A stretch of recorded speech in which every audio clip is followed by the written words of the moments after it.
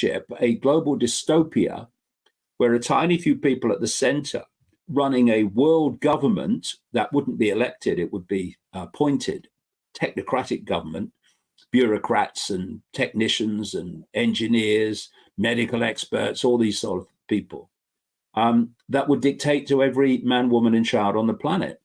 And it's one conspiracy, but it has endless numbers of faces and facets. David, is Elon Musk a net positive or a net negative for humanity? Massive negative. Massive negative. Apart from having "I'm conning you" on his forehead, I don't know how more blatant it could be. You see, he's putting up the satellites that are making the cloud possible. So when he says that AI could be the end of humanity, as he said a few years ago, and when he says, oh, but it's inevitable, it's not inevitable at all.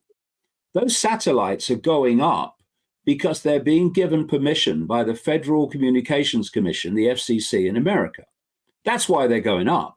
They could make a choice not to allow them to go up, and then AI wouldn't be inevitable. AI is the tool of global control, and that's why it's being done. And you might ask this, the satellites that are being put up there, the low orbit satellites by Musk and others, but Musk is the leader, are affecting the entire world. So how come a federal agency of the United States government can give permission to do that? And then why aren't the other countries kicking off about it? But they're not. Why? Because at that level of those countries, they're all on the same team or controlled by the same team anyway. And so, as I said earlier, the idea is to connect the human brain to the cloud. And so Mr. It's danger to humanity, AI, Musk, then starts a company, after he said that, called Neuralink, to put brain implants into people. And, you know, it means taking a piece of your skull away and they put this thing in. That is a smokescreen. It's being done by nanotechnology. One of the great things that Musk is used for is selling concepts.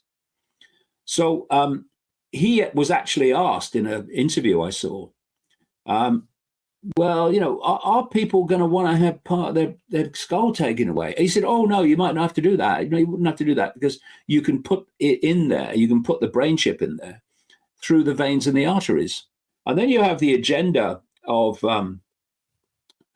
the autonomous vehicle. The idea is that you use the climate change hoax, complete nonsense, to get rid of petrol and diesel cars. And there's not the money, people that can't afford electric cars, but there's not the resources for the batteries, etc., to replace all the petrol and diesel vehicles with electrics. There's not.